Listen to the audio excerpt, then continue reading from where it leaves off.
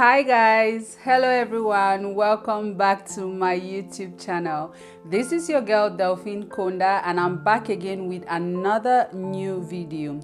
In today's video, I will be sharing some application tips for international students.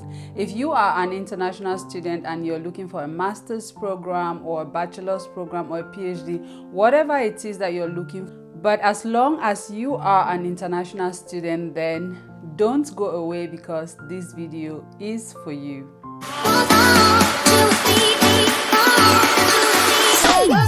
Before we dive into today's video, I want to thank all my returning subscribers for always coming back and showing me some love. And I also want to welcome the new subscribers who are joining me for the very first time. My name is Delphine Konda and I do film about career, lifestyle, and non-profit tips. And in today's video, let's talk about what you need to do if you are an international student applying for a master's, bachelor, or PhD to study abroad. Our very first tip for today will be that you should Google. Google is your friend, guys. I've said this in quite a number of videos. Learn to Google. Google the master's program that you want to study. Google the bachelor's program, the program that you want to study, the university. Know ahead of time what time the applications will open, at what time the deadlines will be, what are the requirements.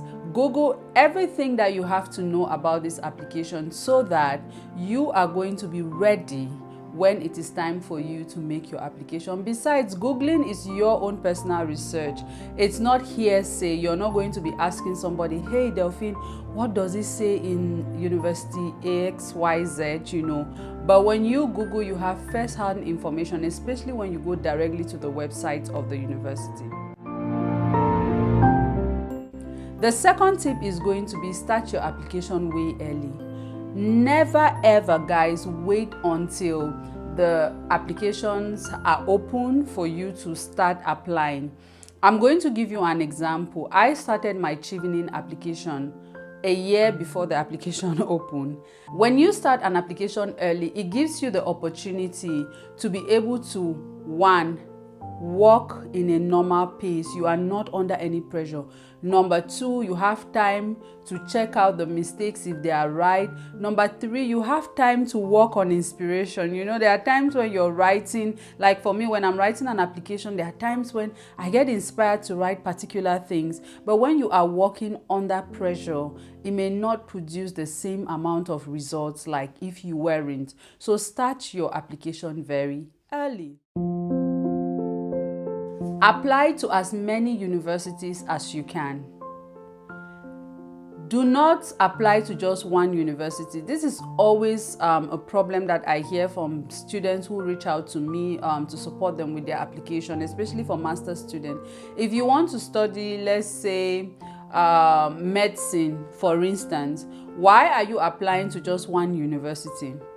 Apply to like 3, 4, 5 universities. It does not cost you anything because if you are applying to study medicine in 5 different universities, it's basically one application you have to do and adapt it to the different needs of the universities or the different requirements that the universities are asking you. So just apply to as many as possible because you don't know.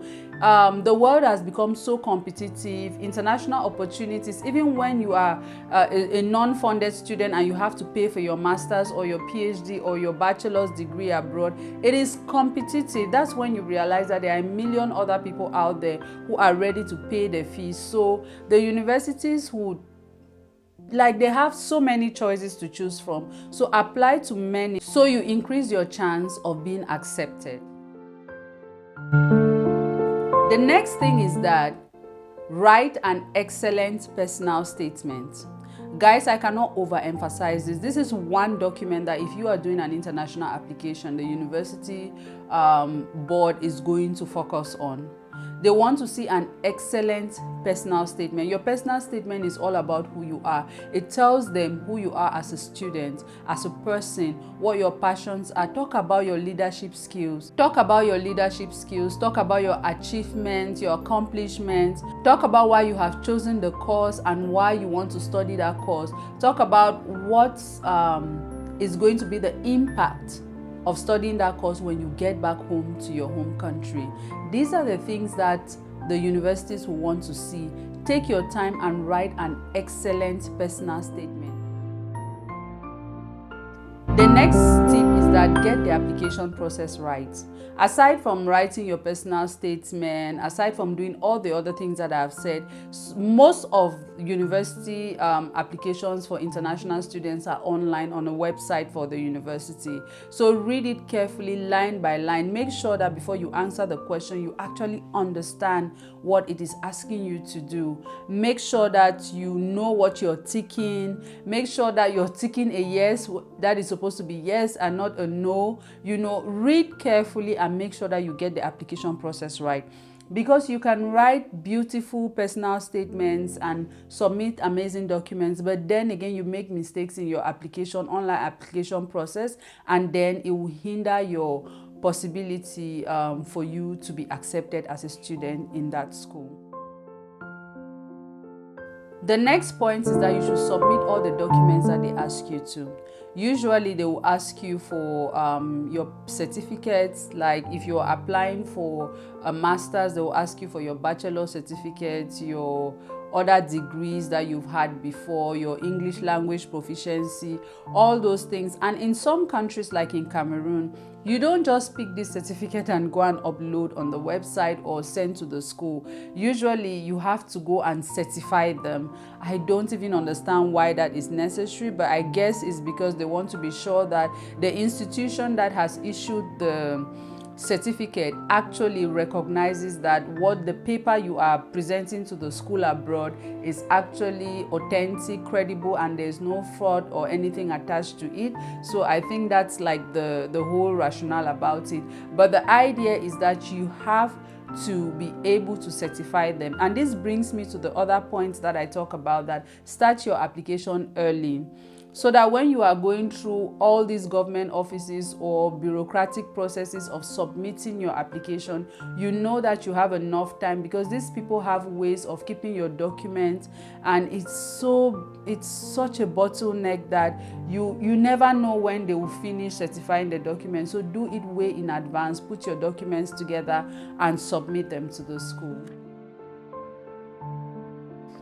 Another amazing tip is that you should start thinking about funding. For an international student, studying abroad is expensive. It's not only about the fees, it is also about the living costs, the healthcare, the transportation. There are so many requirements that come with the visa application process. So start thinking where you're going to get the money from. If you don't have the funds, maybe you want to start thinking about getting a scholarship. If you're not going to get a scholarship, maybe you have somewhere to get a loan. If you don't have the opportunity, then you can start thinking about your family. If your family has the means to support you financially, some people do have families with the financial ability to support them study abroad.